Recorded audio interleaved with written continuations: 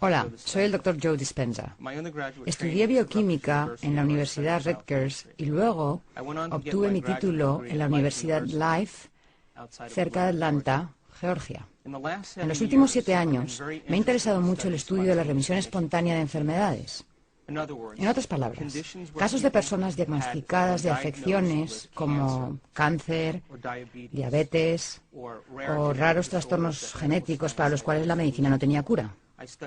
Estudié a gente con trastornos cardiovasculares como taquicardia o arritmia, hipertensión, a gente que tenía elevados niveles de colesterol, enfisema, problemas endocrinos como trastornos tiroideos, y me interesaba saber si existían factores en común entre estas personas.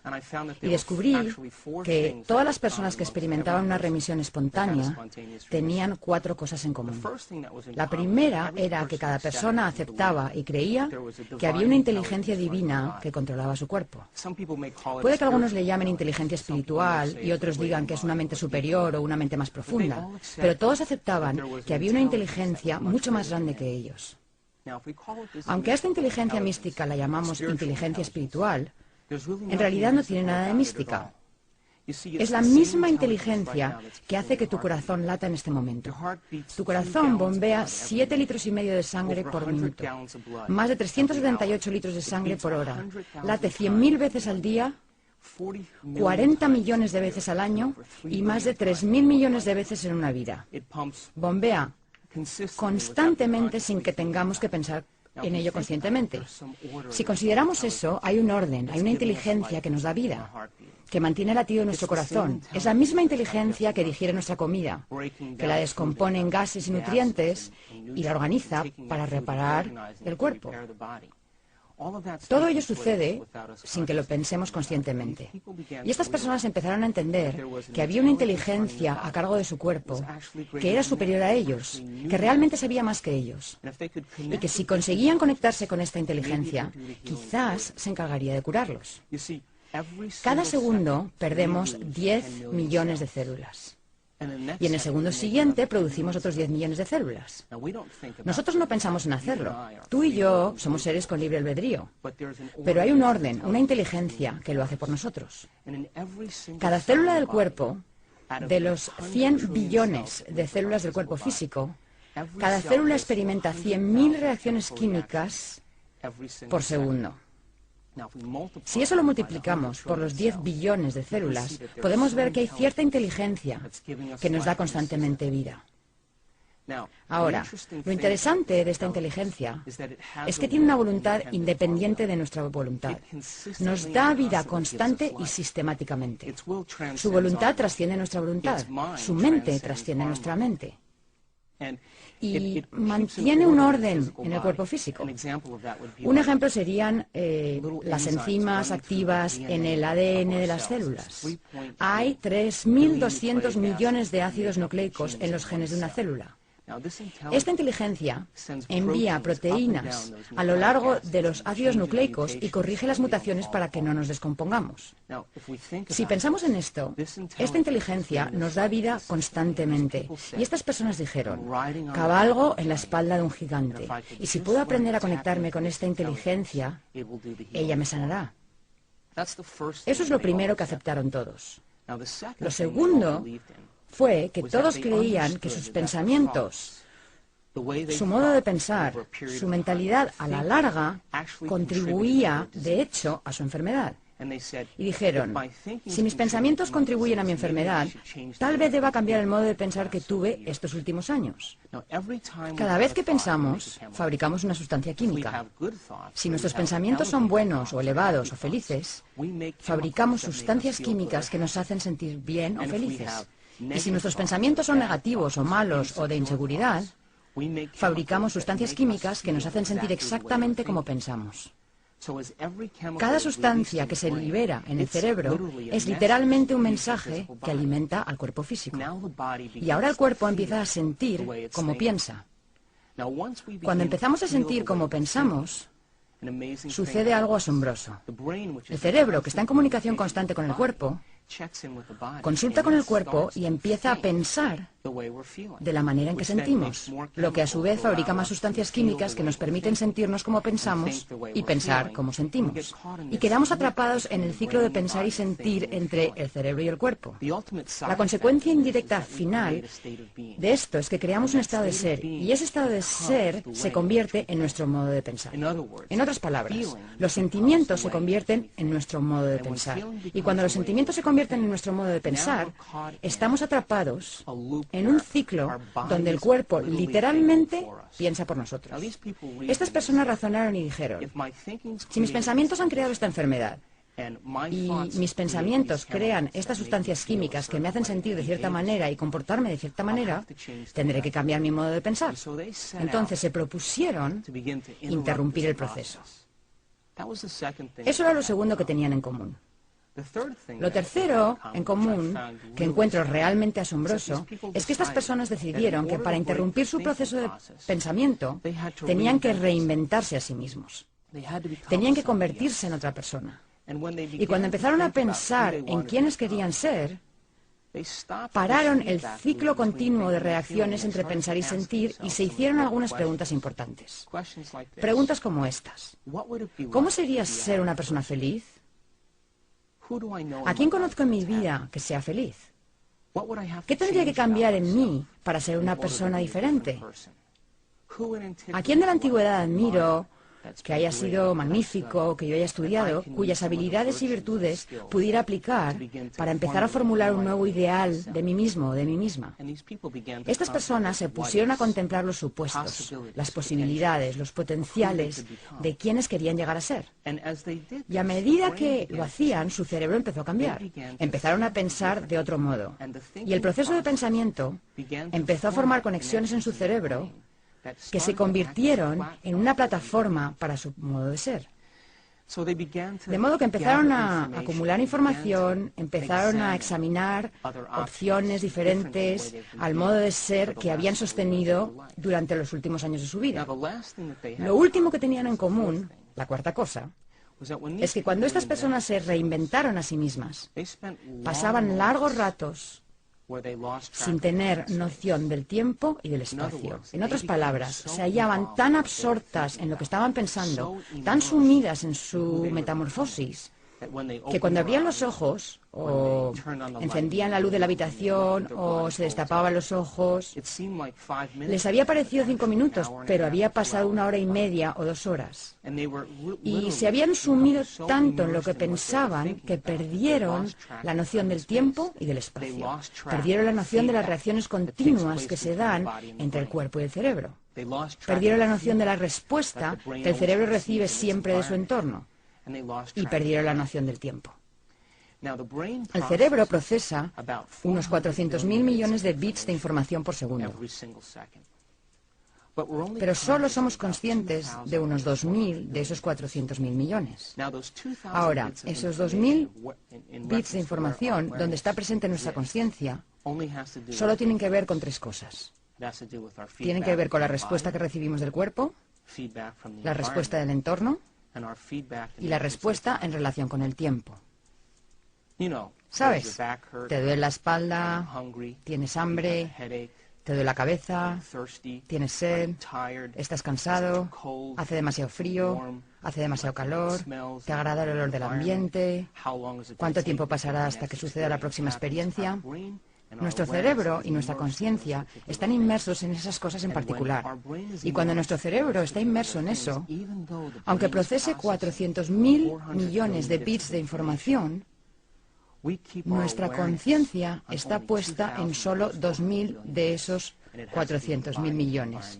Y tienen que ver con el cuerpo, el entorno y el tiempo. Estas personas que tuvieron remisiones espontáneas trasladaron su conciencia desde esas cosas en particular hasta esos otros bits de información. Y al hacerlo, como lo estamos empezando a aprender desde una perspectiva científica, en ese momento el cerebro empieza a diseñar circuitos nuevos y nuevas conexiones. Así que este fue el inicio de un estudio muy interesante para mí, porque quería saber, a partir de esos 4 factores, qué sucedía en el cerebro de esas personas que determinaba lo que sucedía en su cuerpo físico. ¿Sería posible que hubiera cambiado su mentalidad y que el cambio de mentalidad tuviera un efecto fisiológico en el cuerpo físico? Algunas de estas personas no eran vegetarianas, no usaban cristales, no ayunaban, no acudían a terapias alternativas. Lo único que hicieron fue cambiar su mentalidad. Y al cambiar su mentalidad, se produjeron resultados tangibles en sus vidas. Entonces inicié el proceso de entender cómo el cerebro crea nuevos circuitos y nuevas conexiones. Ahora, quiero hablar un poco acerca de cómo ha progresado la ciencia en los últimos 200 años y lo relacionaré con nuestra comprensión del cerebro. En el siglo XVII vivió un hombre llamado Descartes. Era un científico francés. Un día estaba sentado junto a una fuente y trataba de entender la naturaleza de la realidad. Sentado junto a la fuente dijo: vaya, me cuesta integrar estas dos ideas. Hay un mundo objetivo, un mundo al que él llamó la esfera de la ciencia, donde las cosas se comportan como una máquina. Dijo: la Tierra y todas sus leyes y toda la realidad física se comportan de manera muy física. Y esas características físicas son muy predecibles y muy repetibles. Y dijo: voy a llamar a eso la esfera de la ciencia. Y cualquier cosa que tenga que ver con lo objetivo o lo muy grande, lo puede estudiar la ciencia. Y luego dijo: cualquier cosa que tenga que ver con la mente o con nuestro mundo subjetivo o la realidad subjetiva, se lo voy a dejar a la religión, porque la religión lo maneja mejor. Y lo que Descartes estaba diciendo realmente era que quería tener la libertad de poder estudiar la ciencia sin tener que lidiar con esos otros asuntos. Así que la Iglesia empezó a centrarse en todos los principios del mundo subjetivo y la mente. La Iglesia pasó a ser siempre la mente, nunca la materia. Y la ciencia, siempre la materia, nunca la mente. Las cosas funcionaban realmente bien, porque hasta ese momento la Iglesia, al inmiscuirse en la ciencia, había causado algunos problemas, y la ciencia, al inmiscuirse en la mente, también. Porque si nos fijamos en Bruno o Galileo, vemos que al hacer sus singulares observaciones, desafiaron a la Iglesia y, por supuesto, encontraron algunos baches en el camino. Esto le vino muy bien a Descartes, porque solo tuvo que lidiar con asuntos predecibles, pues era científico por naturaleza. No quería lidiar con la influencia de la Iglesia, porque si vemos la historia, si estudiamos a Galileo Galilei o a Giordano Bruno en años anteriores, cuando dijeron que la Tierra ya no era el centro del universo, fueron perseguidos por la Iglesia porque iba en contra de las doctrinas mismas que regía la Iglesia. Así que Descartes ahora tenía la libertad para estudiar la naturaleza de la realidad. Y las cosas funcionaban muy bien, y a través de la observación empezaron a desarrollarse las leyes científicas. En el siglo XVIII apareció Isaac Newton, y Newton básicamente dijo que hay ciertas leyes definitivas a las cuales podemos atribuir realmente un valor científico. Él sabía que la fuerza, la masa y la aceleración están relacionadas. Y Newton dijo: si conozco el punto de partida de algo y conozco su velocidad o su aceleración, puedo determinar hasta dónde va a llegar. Y gracias a Newton podemos enviar un cohete a la Luna si sabemos la distancia de la Tierra a la Luna, la rotación de la Tierra y la velocidad de ese cohete. Gracias a las leyes y a la física newtonianas, podemos hacer algunas cosas muy específicas basándonos en las leyes de lo muy grande y de lo muy objetivo. Y las cosas iban muy bien y la ciencia siguió surgiendo. En el siglo XIX aparece Albert Einstein, que luego presenta su teoría de la relatividad y su teoría de la luz. Einstein dijo básicamente: nada puede viajar más rápido que la velocidad de la luz. Cualquier cosa, como un objeto o materia que viaje más rápido que la velocidad de la luz, finalmente se convertirá en energía.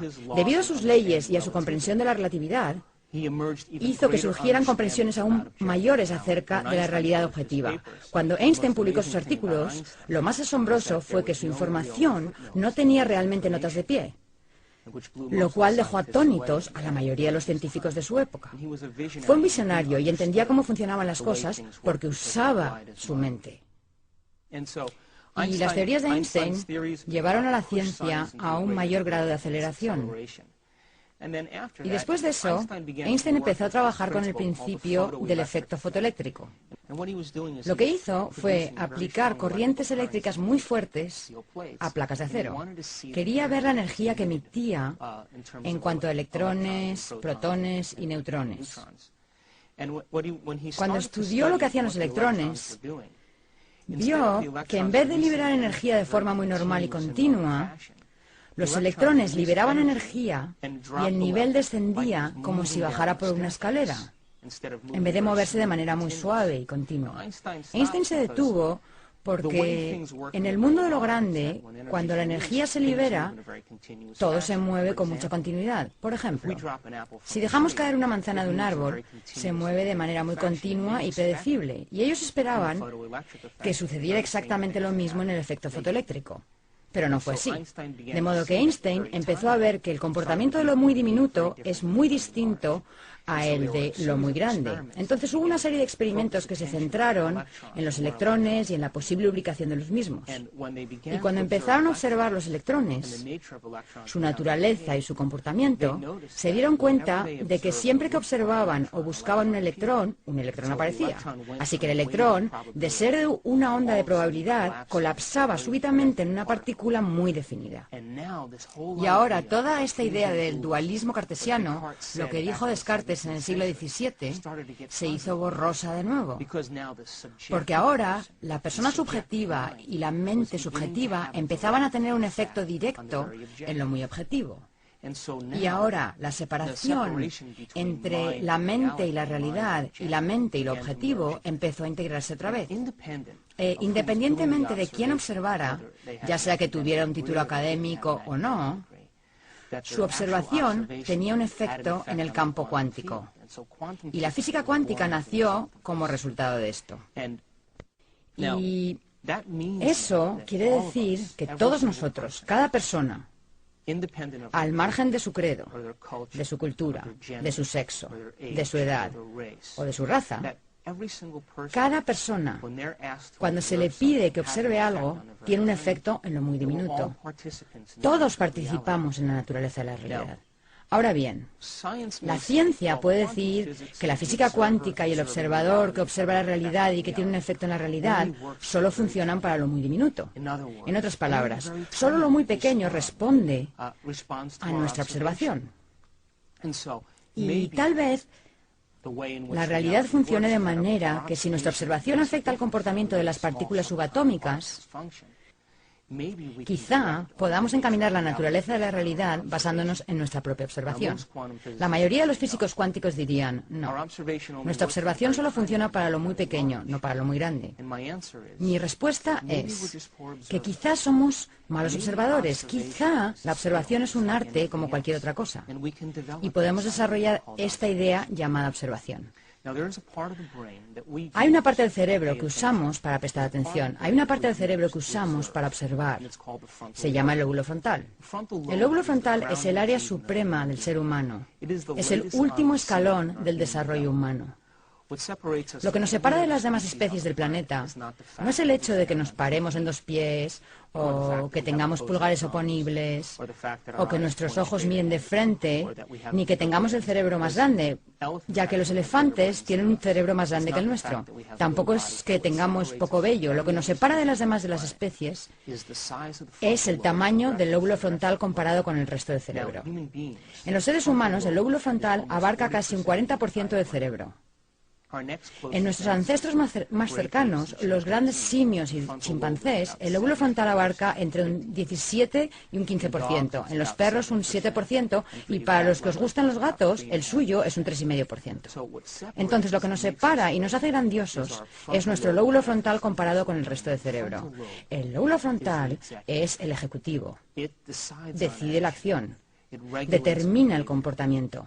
Es la parte del cerebro que usamos cuando planeamos o especulamos o cuando inventamos, cuando contemplamos posibilidades. Si tuviéramos que describir al lóbulo frontal con una sola palabra, diríamos intención o propósito. Cuando la intención de la gente coincide con su comportamiento, o cuando su comportamiento coincide con su intención, o cuando sus pensamientos se alinean con la acción, es cuando el lóbulo frontal está en su mejor momento. Una publicación de noviembre de 2004 se anunció que un grupo de científicos de la Universidad de Wisconsin decidió ver si la observación o prestar atención era una habilidad como cualquier otra cosa. y diseñaron un experimento en el que reunieron a un grupo de monjes budistas, monjes que habían estado meditando y concentrándose en conceptos como la compasión, el amor y la divinidad durante largos periodos de tiempo. La mayoría de estos monjes había pasado entre 10.000 y 50.000 horas de meditación. Así que esta gente sabía prestar atención. Formaron otro grupo de control con personas que nunca se habían centrado en algo con su mente desde su interior. Y les dijeron a los monjes, ¿entrenarían a esta gente durante una semana para ver si aprenden a desarrollar el arte de la meditación? Entonces, conectaron unos 256 electrodos en todo el cerebro de los monjes para medir qué tipo de actividad se registraba cuando estos monjes prestaban atención, y luego harían lo mismo con el grupo de control. Cuando estos 8 monjes se conectaron a estos escáneres, cuando se concentraron en un concepto como la compasión, cuando se concentraron en una idea dentro de sí mismos, su lóbulo frontal se encendió como nada que hubiesen visto los científicos anteriormente. La actividad del lóbulo frontal era enorme. Al compararlo con el grupo de control, la gente que recién aprendía a concentrar su mente y a prestar atención, su capacidad de mantener fijo ese pensamiento había tenido muy poco efecto en el lóbulo frontal. Los científicos sabían que un área específica en el lado izquierdo del lóbulo frontal es donde experimentamos alegría y felicidad. Y en un monje en particular, el escáner mostraba que la actividad cerebral de su lóbulo frontal era tan grande que los científicos dijeron, debe ser el hombre más feliz del planeta, debido a esa gran actividad. Cuando los científicos empezaron a especular y a ver los efectos de ese experimento, se dieron cuenta de que a lo mejor la observación y la atención es una habilidad. Tal vez, al igual que el tenis o el golf, podemos desarrollar la habilidad de prestar atención. Y si desarrollamos esta habilidad, tendríamos cada vez más capacidad y como efecto y resultado nuestro cerebro realmente cambiaría. De modo que la observación es una habilidad como cualquier otra. Y si podemos desarrollarla, quizá no solo las pequeñas partículas subatómicas respondan a nuestro mundo, sino que incluso las partículas subatómicas más grandes o los objetos más grandes tal vez respondan de acuerdo a nuestra capacidad de observar. En los años 30, en los Estados Unidos, se realizó un experimento con un grupo de chimpancés agresivos que presentaban rasgos personales antisociales. Los científicos dijeron, bueno, veamos si al hacer un experimento, una operación en el lóbulo frontal, cambia el comportamiento de estos chimpancés.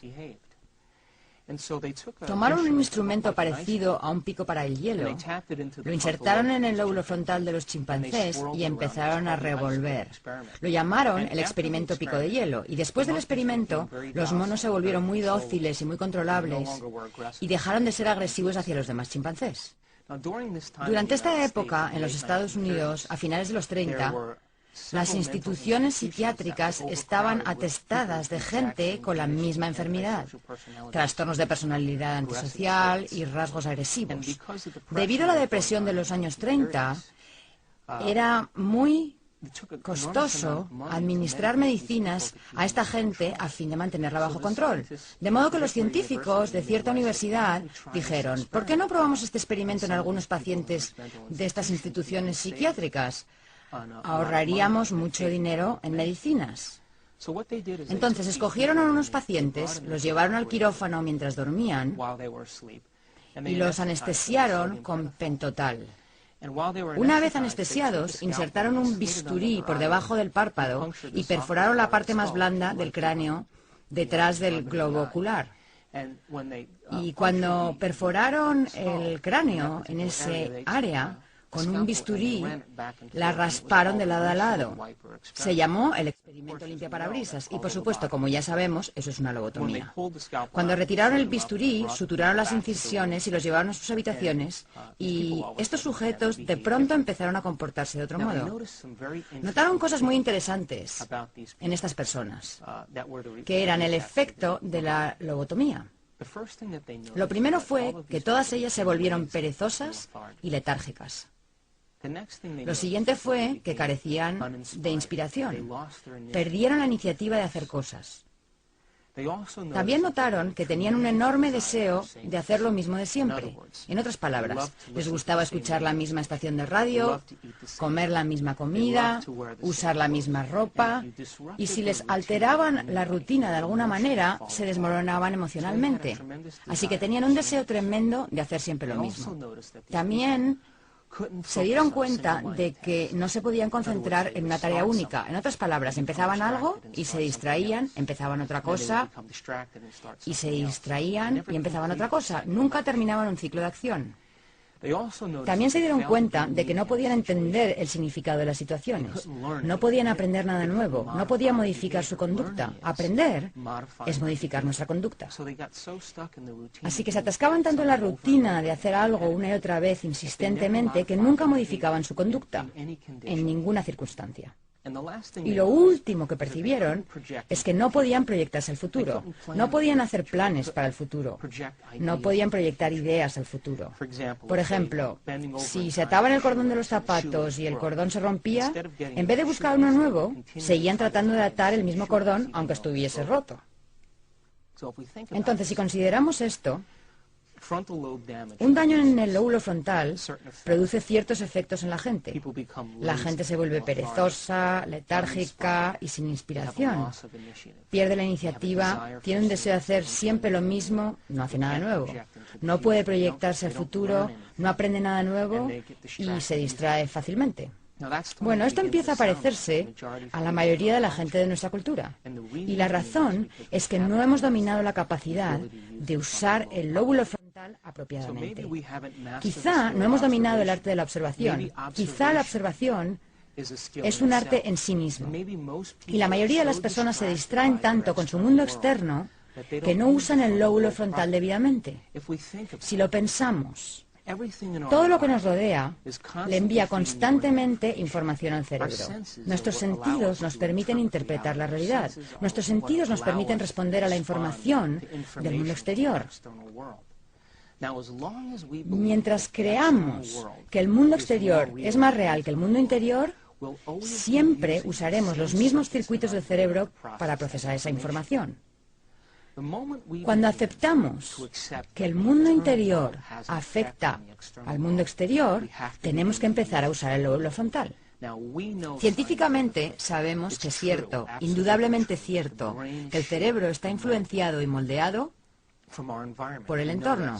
Eso lo sabemos específicamente. Sin embargo, la ciencia también está empezando a descubrir que nuestro cerebro está influenciado y moldeado por nuestra capacidad de prestar atención y que cuando podemos prestar atención y tenemos la capacidad de adquirir conocimiento y de fijar ese conocimiento en nuestro cerebro, empezamos a crear nuevos circuitos. Y cuando somos capaces de hacer nuevos circuitos, empezamos a percibir la realidad de otra manera, según las conexiones establecidas en nuestro cerebro. Veamos un ejemplo. Supongamos que yo tomara un cuadro de Monet, por ejemplo, y lo pusiera sobre una pantalla aquí arriba, y dijera, échale un vistazo a este cuadro de Monet y solo disfruta del cuadro. La mayoría de la gente miraría el cuadro unos minutos, reconocería ciertos objetos en el cuadro y daría por terminado el asunto. Ahora bien, si quitara el cuadro y te dijera, quiero contarte algo acerca de Monet, ¿sabías que pasó 44 años de su vida tratando de entender cómo se unificaba todo el mundo? Le interesaba especialmente el estudio de la luz. Le encantaba la luz de primera hora de la mañana y la luz del atardecer y del anochecer. Él pensaba que la mayor parte de la gente nunca se detenía a prestar atención al efecto que tiene la luz en las flores y en los colores y el entorno. Y se desvivía por pintar con pasteles y colores e iluminar las cosas según la luz de esa hora del día en particular. Y decía cosas como, el puente y la glicina no están separados en realidad, son la misma cosa y solo puedo pintarlos de ese modo. Y al envejecer, contrajo cataratas, y sus cataratas eran muy gruesas. Así que cuando percibía la luz, esa luz que él percibía se difuminaba en sus ojos y él efectivamente empezó a pintar exactamente lo que veía. Si después de darte esta información volviera a colocar el cuadro y miraras de nuevo a este Monet, seguramente lo percibirías de manera diferente según tu capacidad de prestar atención a los detalles. En realidad, lo que sucedió en un primer momento fue que te dimos conocimiento de información que tu cerebro descartó. Y tú mirabas el cuadro basándote en las conexiones que se forman en tu cerebro a partir de lo que sabías. En cuanto le damos al cerebro información nueva y el cerebro puede prestar atención a esa información por medio del lóbulo frontal, empezamos a ver cosas que ya existían, pero que las hemos dejado fuera de la ecuación. Otro ejemplo, un conocedor de vinos. Si un conocedor de vinos agita y saborea el vino, él o ella tiene los circuitos en su cerebro que le permiten apreciar las sutilezas. Reconoce el sabor de los taninos y los ácidos, puede oler el bouquet y los aromas. Eso puede integrarse en datos más específicos acerca de robles y diferentes clases de uvas. Y puesto que su cerebro ha sido educado y él ha establecido circuitos y porque ha puesto atención en percibir las diferencias en la realidad llamada catar el vino, es capaz de percibir las sutilezas. Ahora bien, para la persona que no tiene los circuitos instalados de esa experiencia en particular y que no tiene las conexiones en su cerebro que le permitan saber qué buscar, ese vino sabrá como cualquier otro vino. Y así es como funciona la realidad. Percibimos la realidad según la estructura de las conexiones del cerebro. Los científicos han hecho ciertos experimentos para comprobar si esto es realmente cierto y llegaron a la conclusión de que sí que lo es. Convocaron a un grupo de personas y les preguntaron si querían participar en un experimento en el cual tendrían que usar gafas durante 2 semanas. Ahora bien, estas gafas no eran comunes y corrientes. Estaban divididas a la mitad. Y al mirar a la izquierda, se veía azul y al mirar a la derecha, amarillo. Así que las lentes estaban separadas de manera que un lado era azul y el otro amarillo. Y les dijeron, queremos que uséis estas gafas para todo lo que hagáis durante el día. Usadlas cuando llevéis a vuestros niños a la escuela, cuando vayáis a trabajar, usadlas para todas vuestras actividades habituales. Y usadlas durante 2 semanas.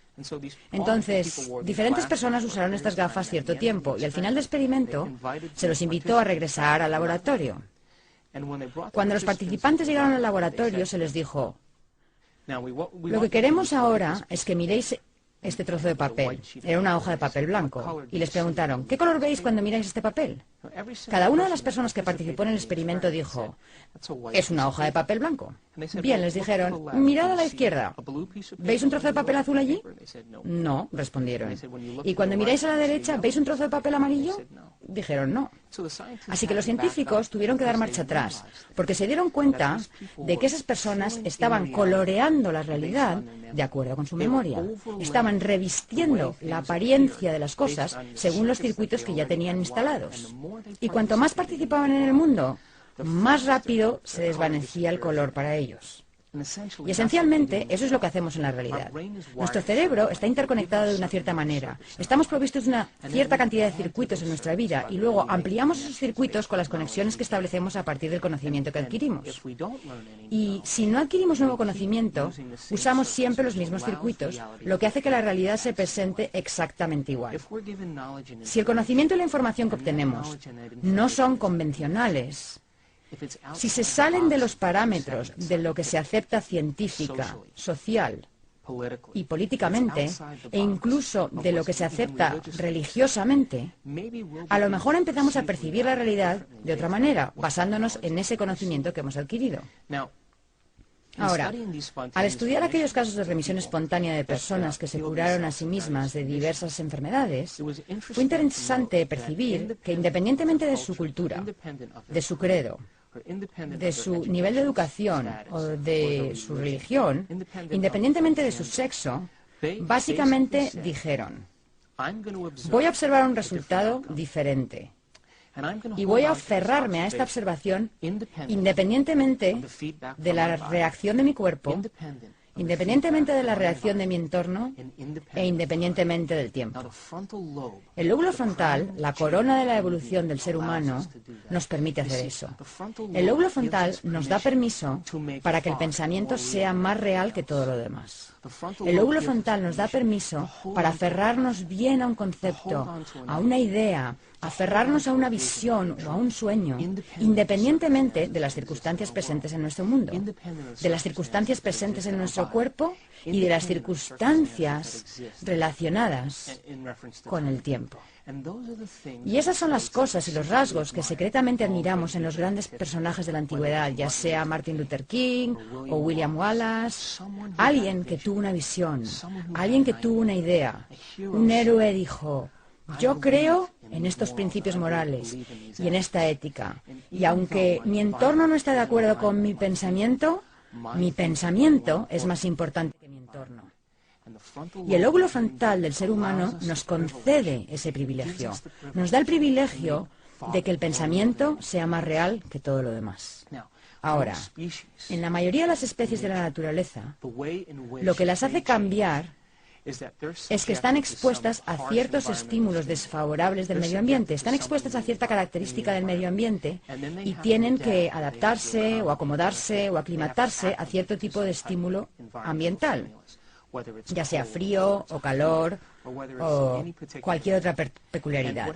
Y lo que ocurre es que esa especie se establece en un entorno específico.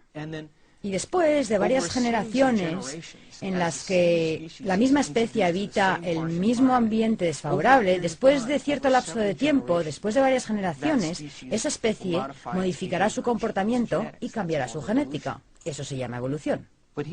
Pero los seres humanos no necesitamos hacer eso. Debido al tamaño del lóbulo frontal y debido a nuestra capacidad de especular sobre las posibilidades y preguntarnos sobre los potenciales y contemplar las eventualidades, podemos inventar nuevas ideas y nuevos modos de ser. Y nos da el privilegio de modificar nuestra conducta en una misma vida. Y nos da el privilegio de cambiar nuestros actos en una semana. Podemos modificar nuestro modo de actuar en un solo día y podemos cambiar en un momento. Lo único que necesitamos dominar es este arte que se llama observación. Cuando empezamos a usar el cerebro adecuadamente, cuando prestamos atención a un concepto o a una idea, ocurre algo asombroso en el cerebro. El lóbulo frontal baja el volumen de los estímulos externos, baja el volumen del cuerpo y del ciclo continuo de reacciones que va del cuerpo al cerebro, baja el volumen de la respuesta del medio ambiente. No sabes si hace calor o frío, no sabes si está oscuro o si hay luz. Tu cerebro se convierte en el amplificador del pensamiento y baja el volumen del tiempo. En otras palabras, mientras mantengamos un concepto fijo en el lóbulo frontal, perderemos la noción del tiempo y del espacio. Ahora, la ciencia empieza a entender que nuestra forma de crear circuitos en el cerebro, nuestra forma de establecer conexiones en el cerebro, además de permitir que el entorno moldee y dé forma a nuestro cerebro, podemos moldear y dar forma a nuestro cerebro prestando atención. Y si podemos mantener fija una idea, empezamos a establecer conexiones en nuestro cerebro. Al establecer esas conexiones en nuestro cerebro, dejamos huellas o marcas neurológicas de esos conceptos en los tejidos. Y esas huellas, entonces, funcionan como la base de nuestro modo de comportarnos y de actuar. El lóbulo frontal, entonces, la cúspide del desarrollo del ser humano, permite que el pensamiento sea más real que todo lo demás. Y cuando empezamos a formar ideas y a formar conceptos, y ponemos toda nuestra atención en ese concepto, el lóbulo frontal baja el volumen de todos los estímulos externos. Y lo único que se vuelve real es el pensamiento mismo. Cuando eso sucede, se produce un cambio físico en el cerebro. El cerebro toma esa imagen holográfica que mantenemos fija en el lóbulo frontal y crea un patrón de conexiones que se asocian con ese concepto o idea. Así que cuando aprendemos algo nuevo, creamos conexiones en nuestro cerebro. Creamos nuevas conexiones en el cerebro. Cuando memorizamos esas cosas o cuando las recordamos, reforzamos esas conexiones o las mantenemos. La memoria es mantener conexiones. El aprendizaje es formar esas conexiones. Entonces, podemos aprender del entorno, podemos aprender de nuestras experiencias sensoriales, pero entonces no seremos más que lo que nuestro entorno le dicta a nuestra experiencia. Pero si adquirimos conocimiento e información poco convencional, física cuántica, que el observador interviene en la naturaleza de la realidad y que nuestros pensamientos realmente cuentan, desde las partículas subatómicas hasta lo de gran tamaño. Tal vez nuestra observación, nuestra capacidad de prestar atención, empezará a formar nuevas conexiones en nuestro cerebro que nos permitirán percibir las cosas exactamente como son. Y tal vez, debido a que nuestro cerebro procesa miles de millones de bits de información por segundo, pero solo somos conscientes de esos bits de información relacionados con el cuerpo, el medio ambiente y el tiempo, somos capaces de crear nuevas conexiones y adquirir nuevo conocimiento. Empezaremos a ver aquello que siempre ha existido, pero que habíamos descartado de la ecuación, justamente como las personas que hicieron el experimento de las gafas. Me gustaría hablar de cómo aprende el cerebro y de cómo se forman esas conexiones. Sabemos desde una perspectiva científica que las neuronas, las células nerviosas del cerebro, cada vez que se conectan, intercambian información. Cuando se conectan e intercambian información, ese punto de conexión es una comprensión adquirida relacionada con un concepto.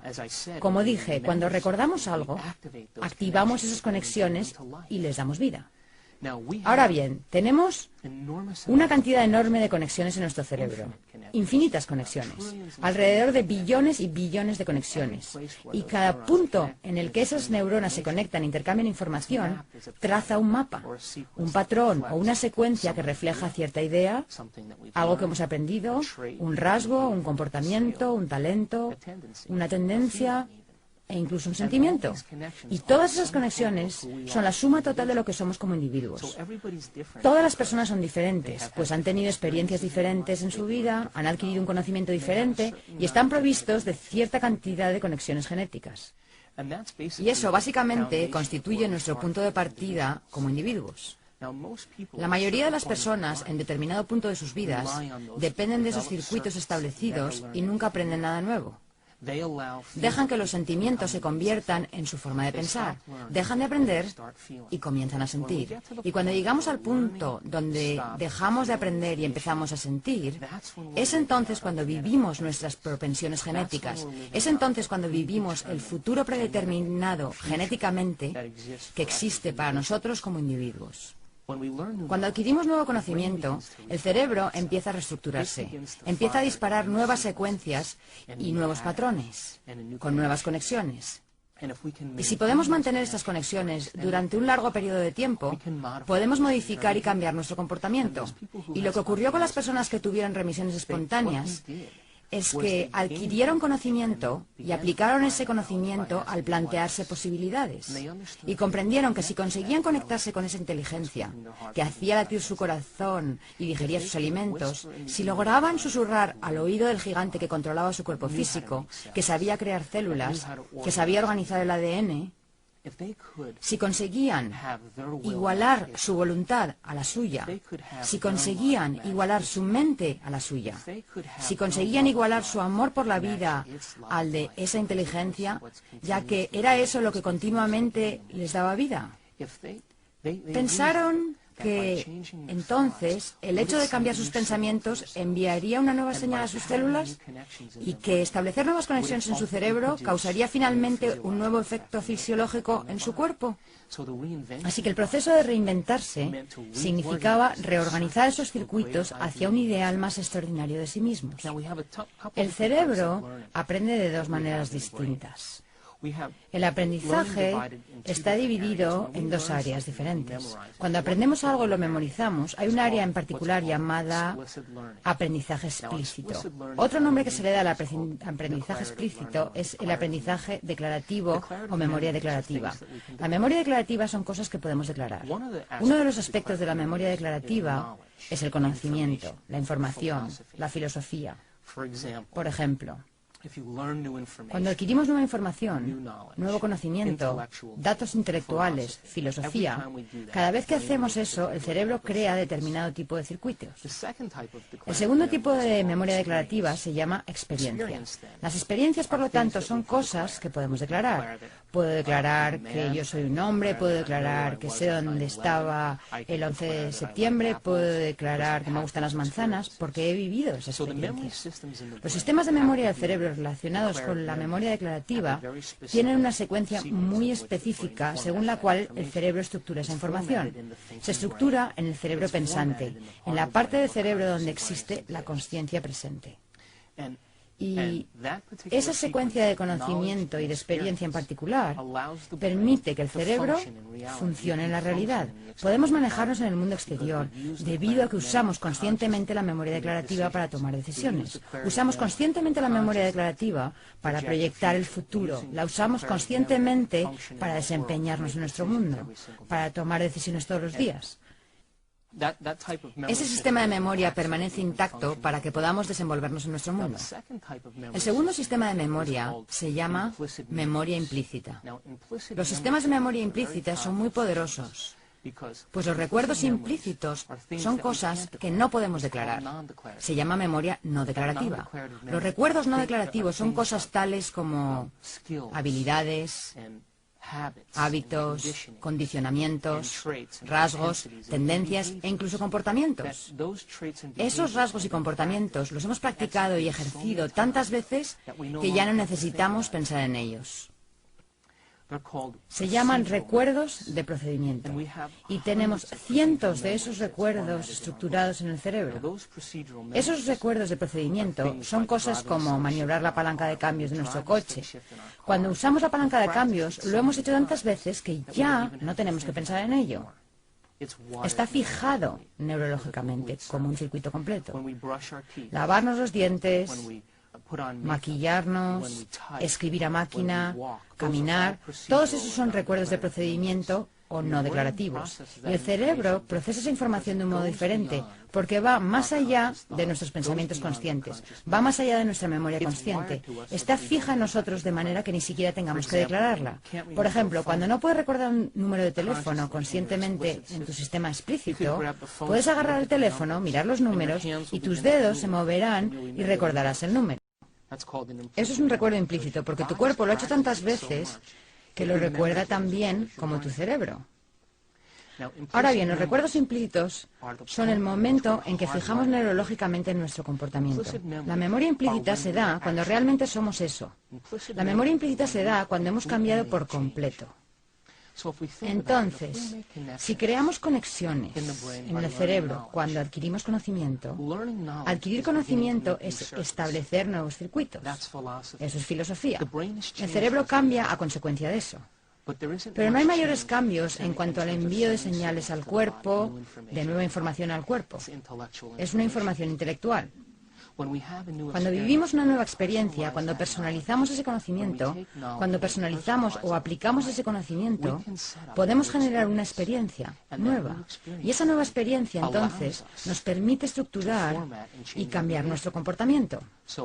Por lo tanto, el conocimiento aplicado crea una nueva experiencia. Esa experiencia crea un cierto número de circuitos en el cerebro que amplía el conocimiento que hemos adquirido. Y entonces podemos declarar que hemos vivido una nueva experiencia. Así que el conocimiento es pensar. Es nuestro cerebro pensante. Cuando adquirimos nuevo conocimiento, aprendemos a pensar a partir de ese conocimiento. La experiencia requiere que el conocimiento se aplique, y eso se llama acción. Ese es el lado activo del aprendizaje del cerebro. Podemos tener una experiencia basada en el conocimiento que hemos adquirido. Podemos aplicar ese conocimiento y tener una experiencia nueva. Pero eso no basta. Porque cuando tenemos una nueva experiencia, la idea es que seamos capaces de repetir esa experiencia.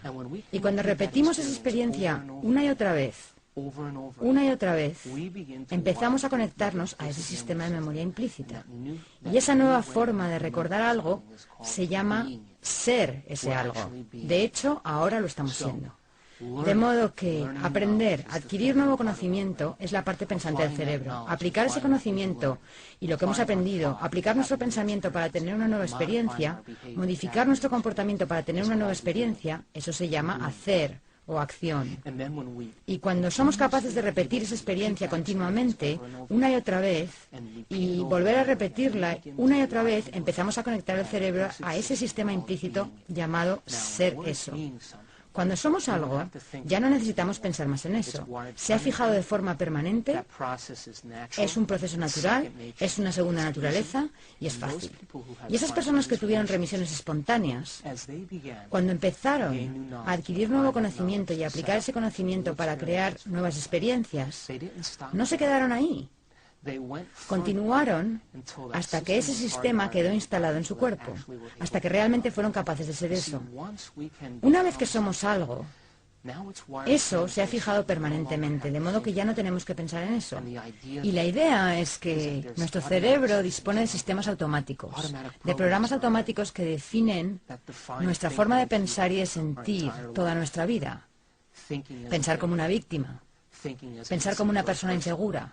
Y si tenemos pensamientos de inseguridad, se fabrican sustancias químicas que nos hacen sentir inseguros. Y una vez que nos sentimos inseguros, el cerebro empieza a pensar tal como estás sintiendo. Esas personas que tuvieron remisiones espontáneas de enfermedades, esas personas que se curaron a sí mismas de distintas afecciones, produjeron grandes cambios físicos en su cerebro. Esos cambios no consistieron simplemente en adoptar intelectualmente esa información. No se trató de vivir una experiencia una sola vez. Realmente querían convertirse en alguien diferente. Cuando se reinventaron a sí mismos, cuando dijeron, creo que existe una inteligencia dentro de mí que da vida a cada individuo, ya sea feliz o infeliz, rico o pobre, santo o pecador. Hay una inteligencia que da vida a cada ser humano. Si yo pudiera tener acceso a esa inteligencia y convertirme en alguien diferente, ella le daría vida a esa nueva persona que emerja, sea quien sea. Y si mis pensamientos cuentan, voy a tener que construir unas conexiones neurológicas permanentes en mi cerebro para convertirme en ese nuevo patrón de ser. Y tengo que abandonar y renunciar a esa vieja forma de pensar y sentir que estaba muy ligada a mi entorno, muy ligada a mi manera de pensar en mi mundo, basada en mi viejo yo. Y tal vez aquellos viejos sentimientos y esas viejas conexiones estaban ligados a viejas experiencias. Y tal vez, al reinventarme a mí mismo o a mí misma, habrá un periodo de tiempo en el que no tendré sentimientos. Quizá esas viejas emociones y esos viejos sentimientos estaban ligados a alguna vieja experiencia que fue la verdadera causa de la enfermedad en primer lugar. Y al desprenderse de esos viejos pensamientos y sentimientos, solo con dejarlos y reemplazarlos con una nueva idea del yo, una nueva señal recorrió el cuerpo y la persona realmente se liberó.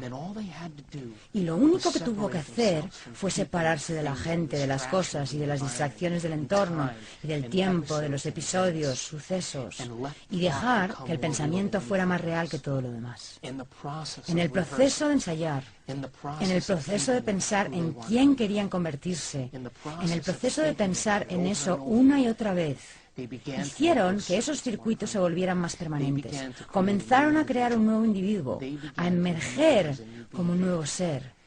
Y como resultado de eso, de ese proceso, donde desarrollaron la capacidad de prestar atención, desarrollaron la capacidad de llevar su mente lejos de su cuerpo, de llevar su mente lejos del entorno.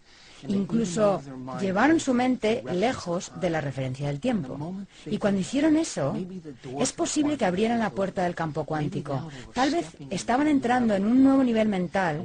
Y cuando eso sucede, cuando podemos hacer que el pensamiento sea más real que todo lo demás, el cerebro empieza a estructurar esos patrones y conexiones que son iguales a lo que somos y en quienes nos estamos convirtiendo.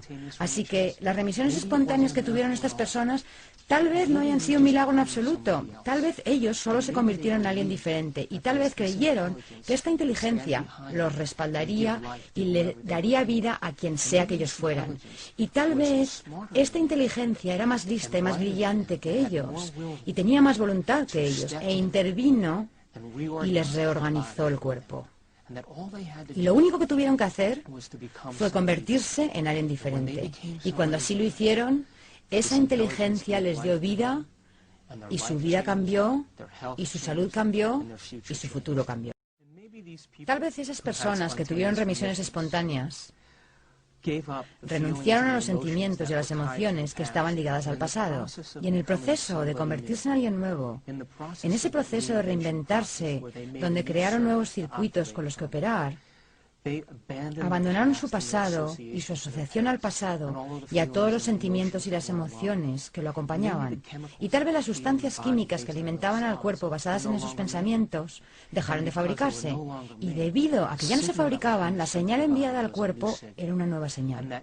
Y esa nueva señal enviada al cuerpo no tenía ninguna relación con su asociación a esas actitudes del pasado, a esos pensamientos y a esos sentimientos del pasado, sino que ahora la persona tenía una idea de su futuro, una idea de algo a lo que aspirar. Y entonces, en cuanto empezaron a producir esos cambios, ya no enviaban la misma señal al cuerpo, sino que enviaban una señal nueva basada en lo que eran ahora. De modo que, si consideramos esto, entonces toda la idea de la separación entre mente y materia, la separación entre lo objetivo y lo subjetivo, puede que empiece a integrarse realmente cuando apliquemos todos estos principios. Tal vez la mecánica cuántica nos permita decir que nuestra observación cuenta. Y tal vez el lóbulo frontal, la corona de la evolución del ser humano, nos permita modificar nuestro comportamiento en una sola vida y crear nuevos circuitos y nuevas conexiones que nos proporcionarán un nuevo territorio de ser. Y esta fusión, que será ahora entre mente y materia, básicamente dice esto: mi pensamiento cuenta. Y porque mi pensamiento cuenta, debería tener un efecto directo sobre lo que está más cerca de mí, mi cuerpo físico. Y si podemos integrar esas ideas, hemos dado la vuelta completa y comprendido que no existe la separación, que la mente realmente da vida a la materia, y que es nuestra mente como individuos la que puede unirse a una mente mayor. Y al unirnos a la mente mayor, estamos ejercitando el arte de la observación. Ponemos nuestra atención lejos de nuestro cuerpo, ponemos nuestra atención lejos de nuestro entorno y nos olvidamos del tiempo. Y cuando hacemos esto, ahora, la mente pura tiene un efecto directo sobre el cuerpo físico y sobre la naturaleza de la realidad, y afecta directamente a la materia. Y cuando llevamos a cabo esas ideas y las aplicamos en nuestra vida, nos convertimos en los científicos que evaluamos nuestra propia observación. Y tal vez ese sea el entendimiento inicial, el primer entendimiento de lo que significa tener un cerebro inmortal. Aprender, recordar y experimentar es nuestro don como seres humanos. Este proceso nos cambia para siempre. Dejar de aprender es dejar de cambiar. Cuando podamos demostrar lo que hemos aprendido, el universo jamás nos abandonará. Nuestro cambio es nuestra evolución.